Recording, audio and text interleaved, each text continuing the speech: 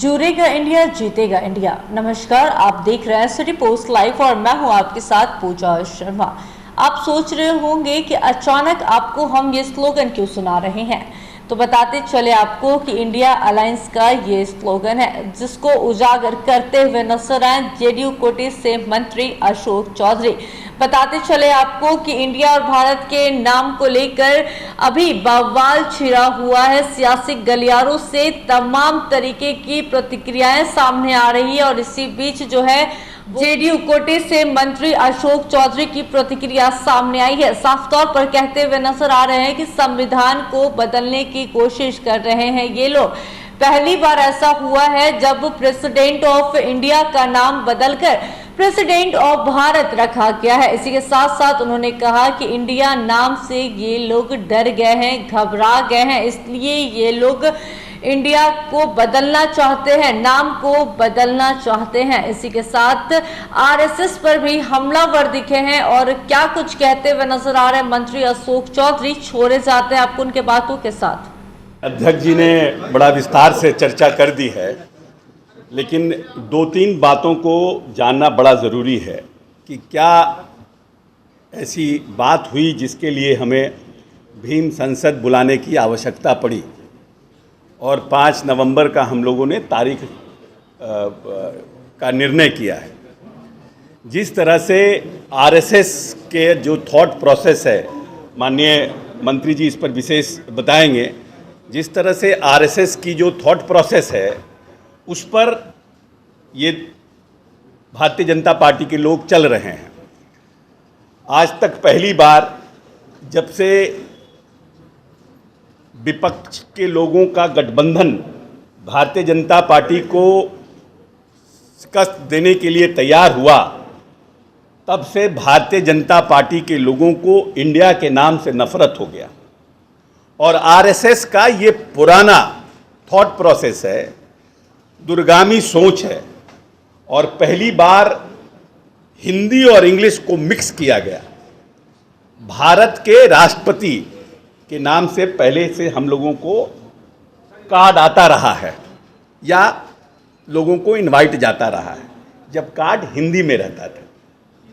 लेकिन जानबूझ करके, क्योंकि इंडिया जैसे शब्द से या तो इनको डर है या इनका सनक है कि इन्होंने पहली बार प्रेसिडेंट ऑफ भारत लिखा। ना हम लोगों को भारत से कोई गुरेज है, ना हमें इंडिया से कोई परहेज है।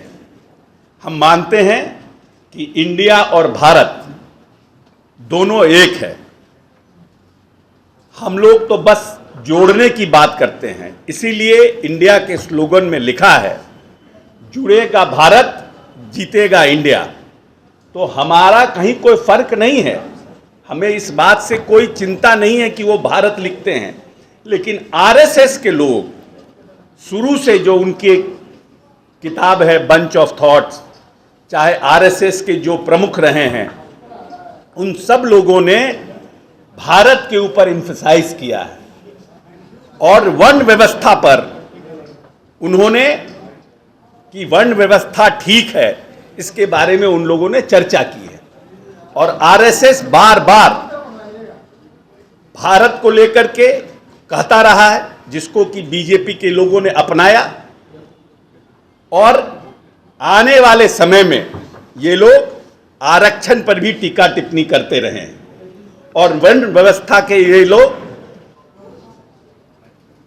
वकालत करते रहे हैं।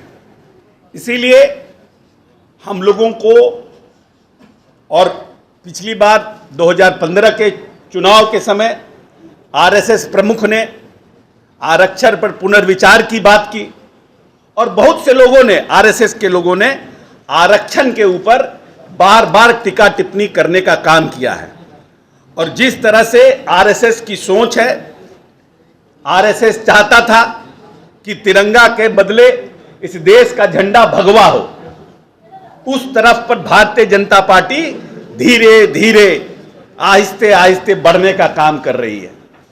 और कहीं ना कहीं हम सब जो दलित परिवार है इस देश के, जो इस देश के आदिवासी दलित जो मूलवासी हैं, जो हमेशा वर्ण व्यवस्था के खिलाफ रहे हैं, उन लोगों का ऐसा सोच है और मन में ऐसा डर है कि अगर भारतीय जनता पार्टी आने वाले समय में और सशक्त और मजबूत होगी तो कहीं ना कहीं इन लोग आरक्षण पर फिर से कुठाराघात करेंगे। इसीलिए पार्टी ने यह निर्णय किया है कि हम इस प्रदेश में भीम संसद का आयोजन करेंगे।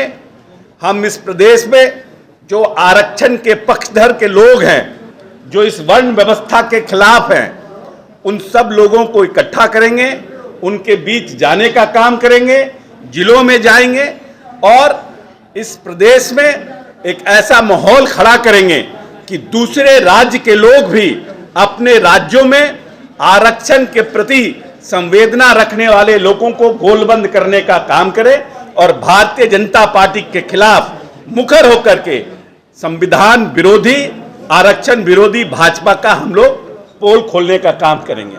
और इसी नीयत से ये कार्यक्रम का हम लोग सब लोग मिलकर आयोजन कर रहे हैं। अब ये कोई रैली हम लोग नहीं कर रहे हैं, क्योंकि रैला ये शक्ति प्रदर्शन का काम होता है। हम लोग भीम संसद कर रहे हैं। जो बाबा साहब भीमराव अंबेडकर, महात्मा गांधी के जो लोग अनुयायी हैं, जो उनकी बातों को मानने वाले लोग हैं, उन लोगों को पटना में बुलाकर किस तरह से ये लोग आरक्षण और संविधान के साथ खिलवाड़ करने का काम कर रहे हैं, इससे उनको जगाने का काम करेंगे।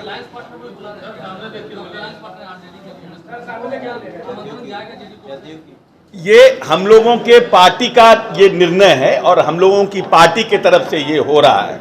लेकिन अगर हमारे अलायंस पार्टनर उसमें आने का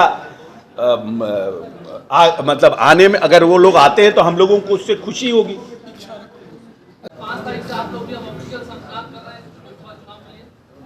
देखिए, ये इसको आप लोकसभा चुनाव से इसका महत्व को घटाइए नहीं।